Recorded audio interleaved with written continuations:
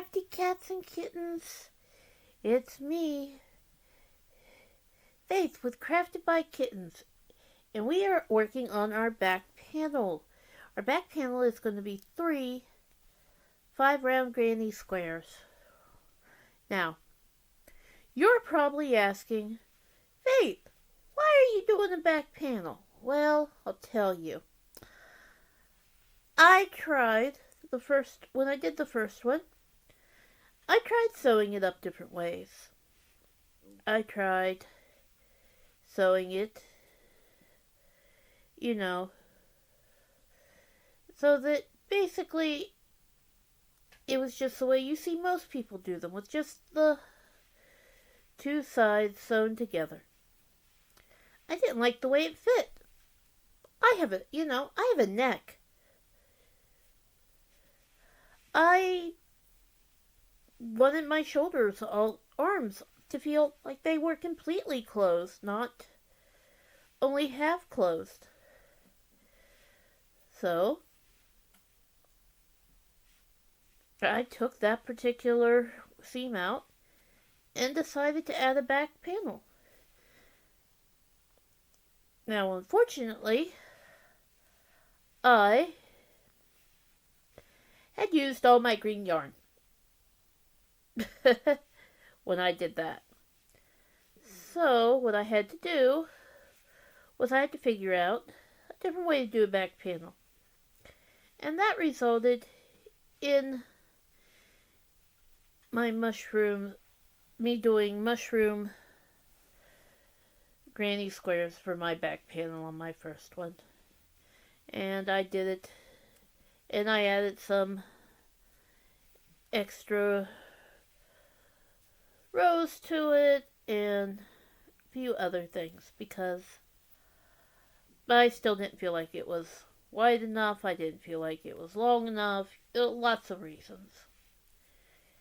Now, our current one, if you were to just sew the 2 panels together, would be 48 inches in circumference. Each side is 24. When you add them together, you get 48. Which, for most people, really is big enough. Let's be honest, folks. I mean, most people do not have a 48-inch waist or a 48-inch chest. It's littler than that. And that's fine. But I'm not average. I'm supersized. So, I make clothes that are going to fit your average supersized person. Plus size, fluffy size, whatever size you want to call it. So that's what I'm doing. Why? Because so many things out there, from patterns to fashion designers, they make clothes and other things for small size people. Not me. We're going to make clothes for plus size people. Alright, we have at this point actually done our first round. We chained 3, we joined it with a slip stitch, then we chained up 3, we did 2 double crochets, 2 chains, 3 double crochets, 2 chains, 3 double crochets, 2 chains, 3 double crochets, half double into the top of our chain 3. And then we chained up 3, did 2 double crochets, and that's the first half of our first corner on our second row. And we are going to continue to our next corner. No chains. Remember, never chain in between your corners. Because you didn't, if you were following me, for the sides. And you gotta keep it consistent, folks. Alright, now, I'm gonna pause you. You pause me. We'll meet back up at the end of row 2, and then we'll do row 3. We'll work on row 3, then row 4, then row 5.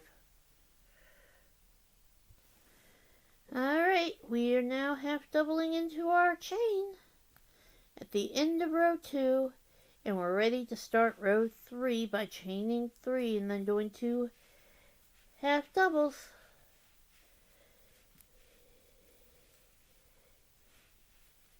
And then we will continue on with our granny, doing our granny stitch. Remember, again, no chains in the rows, only at corners. And then you chain 2 at every corner except the last one, which you half double crochet in to the top of your chain 3. Meet you back here at the end of round 3. Alright, end of row 3. Start of row 4. Alright, y'all. It's time for me to be honest. This is exactly how much yarn I have left. Hopefully, this will make my third granny square. Now, if not, I have a backup solution that I'm not exactly liking, but it will work. So we will see. And I will see you at the end of row 4. Alright, y'all. We are ending row 4, about to start our row 5. Now, because I'm over here basically playing yarn chicken, and I say that because, this is literally all of this yarn that I have. Well, at least in this colorway. I have switched up my tension. I am now using as tight a tension as I feasibly can with the hook I'm using. There is a small possibility that I still won't have enough yarn. And if that's the case, what I'm going to do is I'm going to take out row 5 and I'm going to switch hooks for row 5. Hopefully I won't have to do that though. We'll find out but you will find out the end of row 5. Alright everybody. I had to frog the whole thing, the whole square, yes, and go back and do the whole square in my tightest tension to get basically to the point where I was at my end. Now, the worst thing about this means that it is going to be, this is the squares I did last night. This is this square. As you can see, it is half a row too small. Now, the good news is,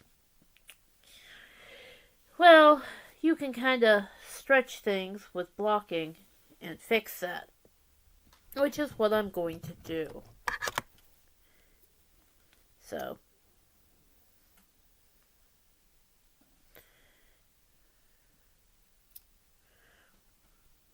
we have exactly a foot of yarn left out of 4 skeins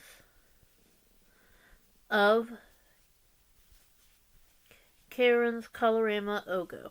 And I will weave in this last end, and then I will stretch, stretch, stretch the square, probably block it so that it's the same size as my others. But I did have to go, if I had, as you can see, my normal tension is kind of medium. It's, especially for, this. But that's okay. Alright, crafty cats and kittens. We will see you next time when we're seaming it up. Bye.